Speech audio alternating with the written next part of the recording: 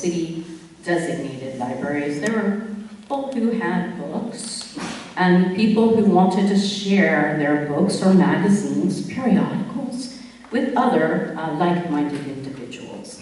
And I find this very interesting that often when you peruse our collections, and we're talking about some of these old libraries, there's often this recurring theme of entertaining us.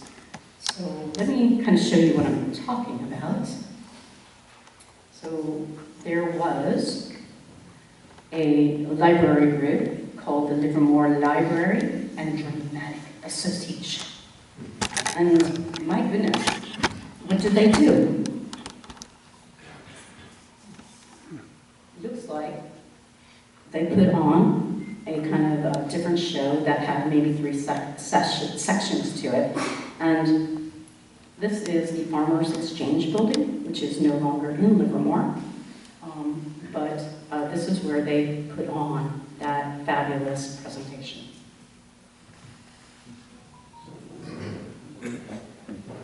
And we find out that in 1875, this particular library moved to the beloved Oddfellows building.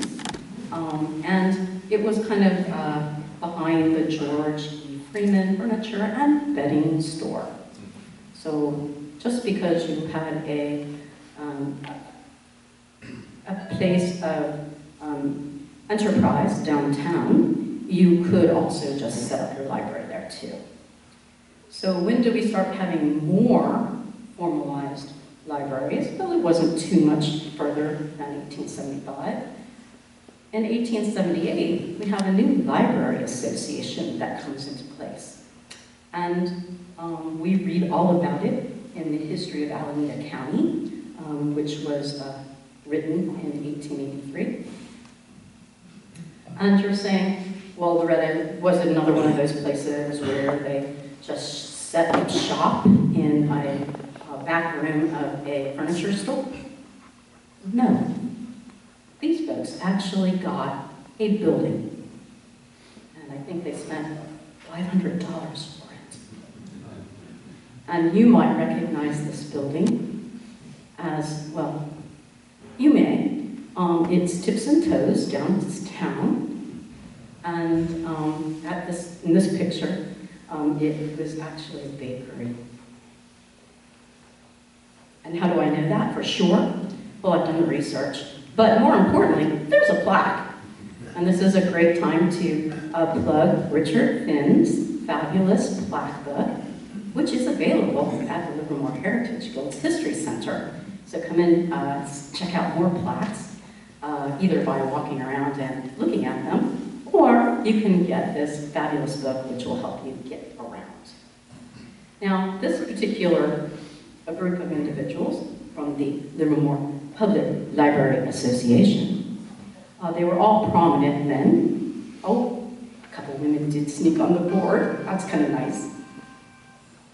And we know that they were around at least till 1887, because I do find a mention in the Livermore Echo of who the librarian was. But then, something strange happened in 1889. We basically have Judge Taylor moving into the building that had been the Public Library Association's building. And, you know, being the sleuth that I am, I wanted to say, hey, what happened? Is it true? And I can check that out using a resource known as a Sanborn map. Sanborn map were maps that the insurance companies put out to kind of tell them more about whether the building was wood. And if you're with the third grade curriculum, you all know what happens to buildings that are made of wood, right? What do? Great, you guys have all been on the third grade curriculum walking tour. Thank you. Okay. So I can see that indeed there is a building that's associated with the judges' quarters. Oh, my goodness, it doesn't quite show up. Does it show up there? Oh, I apologize. It looks like the yellow is overdoing it, but on the actual map itself, it will say courthouse, or it will say judge's office. And this is just me showing off the fact that we have Sanborn maps, and using the Sanborn maps, I can definitively kind of show that we believe a courthouse or a judge's office was there. Let's go to a different time period now. We know that something's afoot, though, because he vacates his offices, remember that? And we kind of have to take this little detour about the progressive age in America. And this time, the Presbyterian Church was very involved with progressive issues, and you even get progressive leagues starting. And one of them,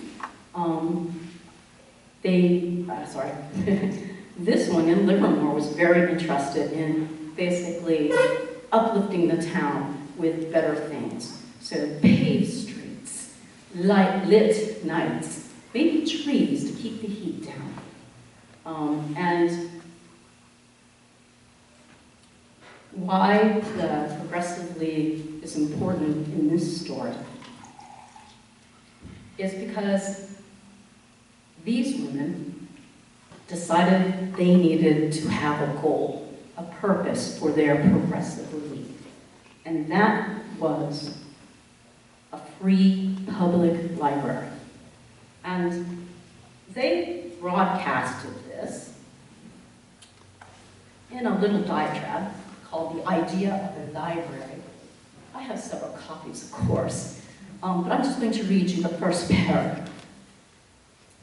The ideas of improvement which are at work in Livermore are already crystallizing into actual hard facts.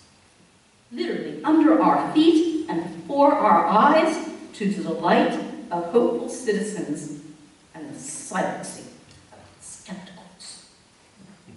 The library is only an idea yet, and if it were not a strong and vigorous idea with no intention of dying under any circumstance, we might feel that it would be choked by the difficulties of this odd and complicated financial situation before ever blossoming into the pleasant reality we wish so much to see. It goes on, and like I said, I have copies. But you might remember that the library was no more. It was a courthouse, right? So what can we kind of say about that? Well, we can say that the women said, we want a library, we don't have one, and we're going to get down to work and make this happen. Oh, they got a president, a vice president, secretary, and treasurer. Oh, well, that was the Bank of Livermore, that was helpful. And they even got a certificate of articles. So they incorporated their idea of a Livermore Free Library. And that was, I'd like to point out the date, this is 1896, May. And you heard me, kind of in a distressed voice, talk about the difficulties, whether they were financial or maybe more. Well, it turns out that they don't have the books, and that old library group had dissolved, right? And they didn't even have the building. And you might be interested in knowing that the building was now the property of a men's social club. I don't know if they were the forerunners of SIRS or not, but there you go. And decent men they were. They actually sold back the building to the ladies for $200. Wow. You might remember that in the original building of the building, it was $500. So, the ladies were getting a nice discount here for California property. That's pretty unheard of. So, They did officially buy the building back, and we actually have the bill of sales as one of our fine articles in our collection. And so it's kind of fun that we have that. And we also want to note that the social club, men's social club, did not just turn over the building. They said, hey, we'll give it to you with an improvement. They actually erected a porch for this particular building. All right. And now we're in August of I can think of it. It says we're still in May, right, of 1896. And what else do you need to move a library along? Well, you're going to need a librarian, and you're going to need some money to keep everything going, and you're going to need some more books. And I'd like to point out the population of Livermore in 1900 was 1,493 people. And so they were getting pretty busy, and they got subscriptions to help pay for some of these new books. And again, remember the Oddfellows building, the Oddfellows of Oakland brought in some money, some books for this collection. And I know this because we actually have some of the original books from that particular donation.